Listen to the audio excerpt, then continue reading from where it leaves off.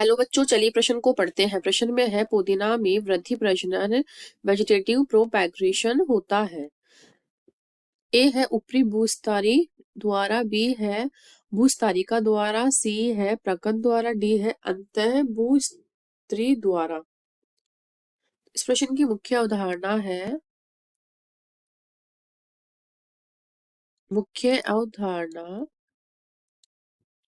तना।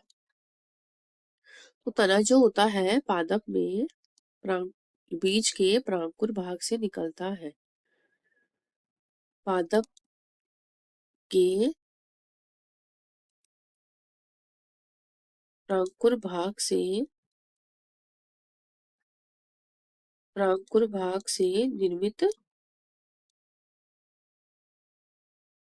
निर्मित होता है। और ये क्या है, ये इसके विशिष्ट लक्षण क्या है, ये कलिकाओं जो पौधे की लंबाई में वृद्धि करती है और जो तना होता है उस पर शाखाएं, पत्तियां व पुष्प लगते हैं। और तना क्या होता है, पर्णहरित बड़े जो तने हो जाते हैं उनमें पर्णहरित अनुपस्थित होते हैं। जो तने के प्रकार होते हैं, तने के प्रकार 3 प्रकार के होते हैं। उसमें आता है भूमिगत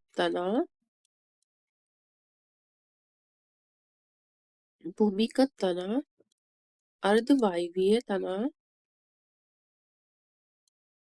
व तीसरा होता है वायवीय तना। अब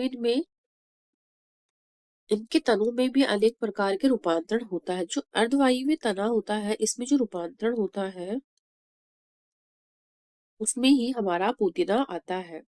इस रूपांतरण में जो अंतःभूस्तरी होता है,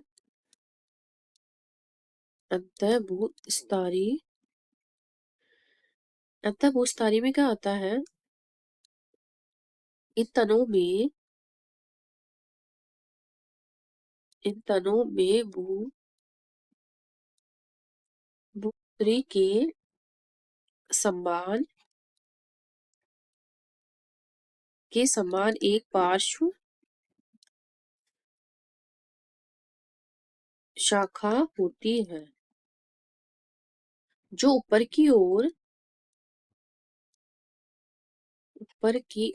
तिरछी या तिर्यक, ऊपर की ओर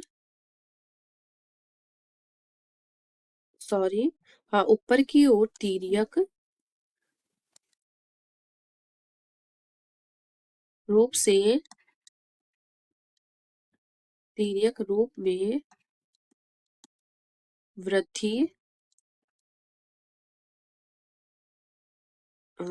करती है।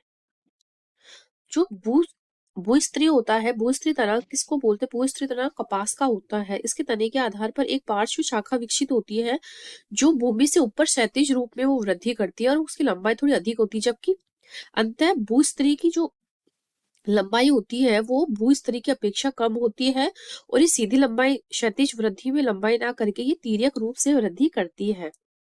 और यह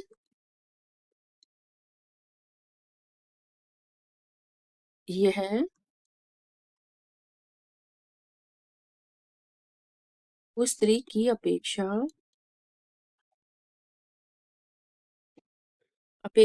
छोटी होती है। उदाहरण पुदीना व गुलदाउदी आदि। तो इस प्रकार पौधे में जो वृद्धि प्रजनन होता है वो अंतः भूस्तारी प्रकार का होता है। तो बाकी के विकल्प कट जाएंगे और विकल्प डी हमारा सही उत्तर हो जाएगा। आशा करती हूँ आपको इस प्रश्न का हल समझ में आया होगा। धन्यवाद।